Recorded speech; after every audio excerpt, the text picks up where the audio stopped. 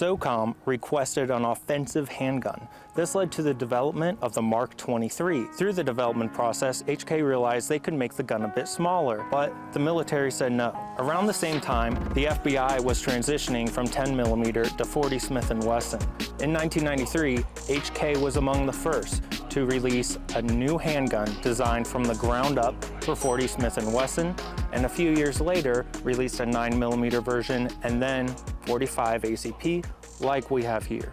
I'll never forget the first time I saw an HK USP. These are just really beautiful guns. I just absolutely fell in love with it.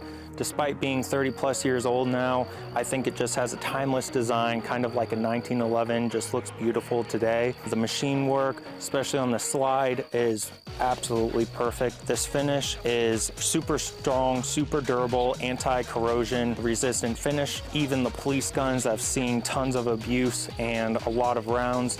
The finish still holds up really great on these slides. So it's really just a work of art how HK designed these firearms. The barrel is the heart of a firearm, and thankfully HK spent a lot of time and detail on these barrels.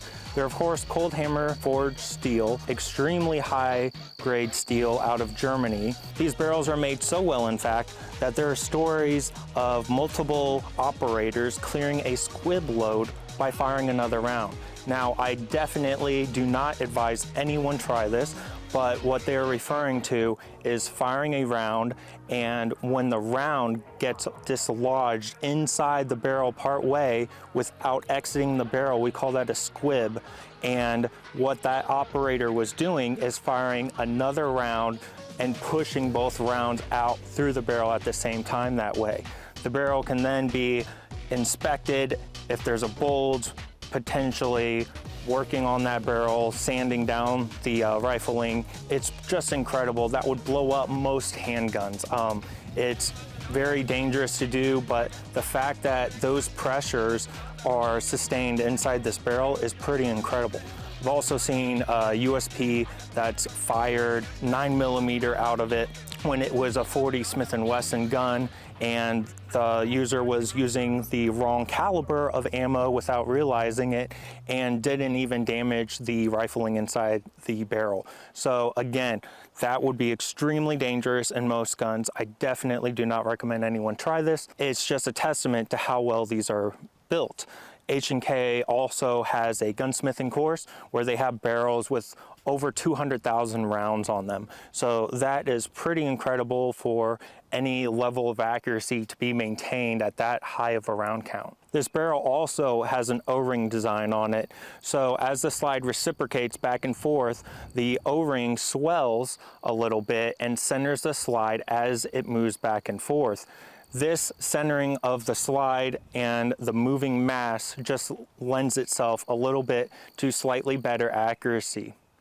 Now, some of you will know that HK handguns have different variants. This is a V1, which means it is double action first pull, single action after that, and it has a safety decocker. It's very reminiscent of a 1911, which is done on purpose, and if the hammer is back and you pull that safety down, it decocks it, so you can chamber a round, decock it, carry it with safety off double action or cocked and locked, just like a 1911.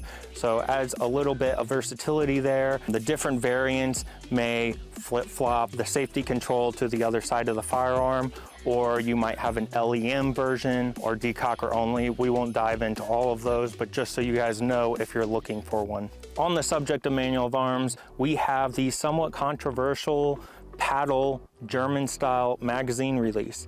I'm not really sure why some users have such difficulty with this. I get muscle memory using your thumb.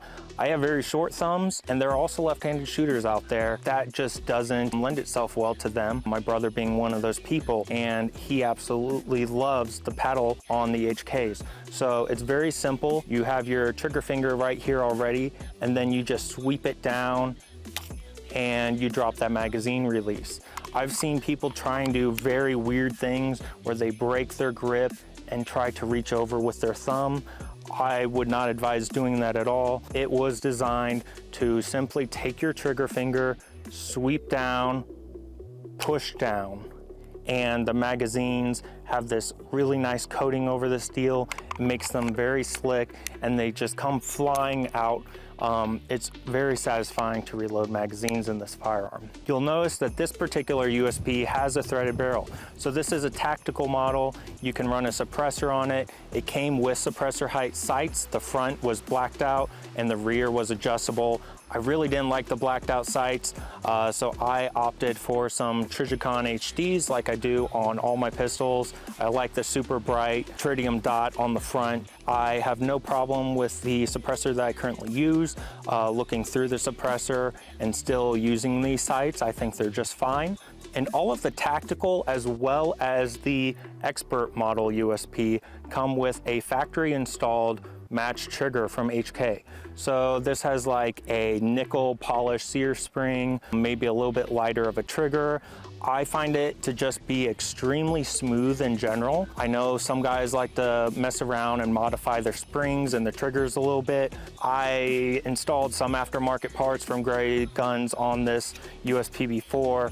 I really didn't like it. I went back to the factory parts and I like it this way a lot better. The single actions just at 4 pounds. I personally wouldn't want any lighter than that. The reset is very predictable. It does have a trigger stop for over travel on it, and the double action is very heavy, but again, you could carry this cocked and locked, and I personally don't really have an issue with the double action. Before we get to the shooting portion of this video, I want to thank everyone who's left a comment and given me some feedback or criticism on my shooting. Just be aware that I'm still learning, and I'm going to show you guys how I shoot this thing anyways, and don't let that deter you from buying one of these just because I shoot it worse than you might be able to shoot this.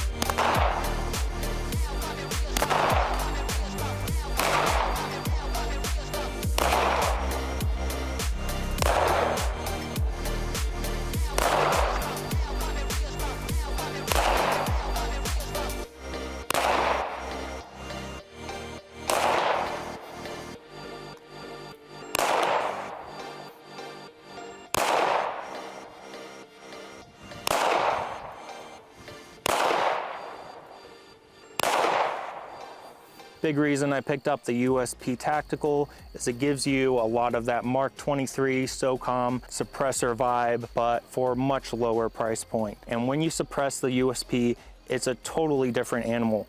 I find that I manage the recoil a lot better. I think it shoots a little bit more accurately. It's just really tame, and as overbuilt as this firearm is, it'll get sluggish once you shoot a ton of rounds suppressed through it, but it'll just keep running and running and running when a lot of other handguns would probably fail. So let's shoot a little bit more of this.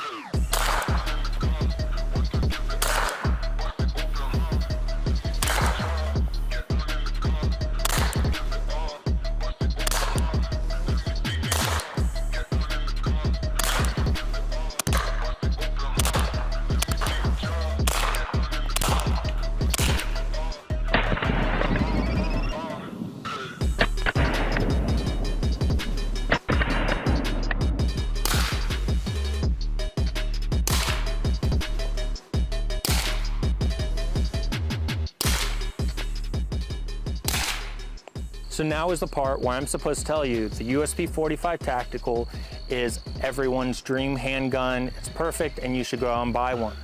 but I'm not gonna do that. You see, in 2024, there's a lot of 45 ACP guns out there.